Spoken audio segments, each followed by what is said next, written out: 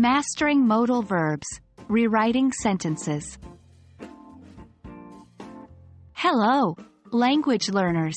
Today, we're delving into a fascinating area of English grammar, modal verbs. And to make it more fun and engaging, we're focusing on sentence rewriting tasks involving modal verbs. You will learn how to correct common mistakes and avoid the usual confusions related to these verbs. Are you ready? Let's get started. Modal verbs are auxiliary verbs that express necessity, possibility, permission, or ability. The common modal verbs are can, could, may, might, shall, should, will, would, must, and ought to.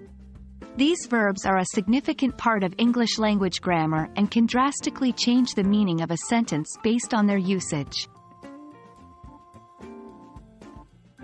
Before we jump into the practice exercises, let's quickly review some of the common mistakes and confusions with modal verbs. Modal verbs do not change according to subject.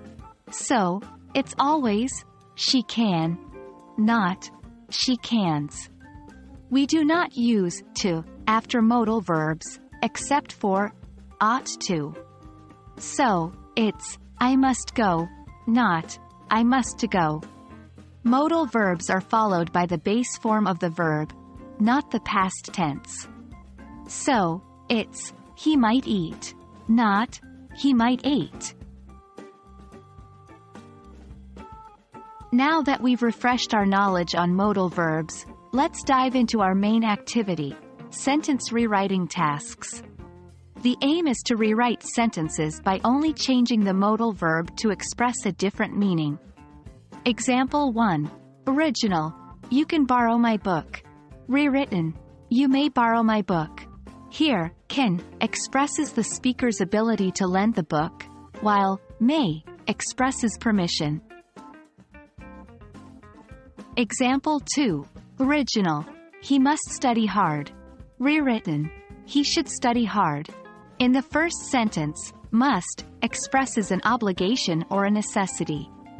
On the other hand, should indicates advice or recommendation in the second sentence. Try out some more of these exercises on your own. And that's a wrap for today, folks. I hope this video has given you a deeper understanding of how modal verbs function and how you can avoid common mistakes. The more you practice, the more natural your usage of these verbs will become.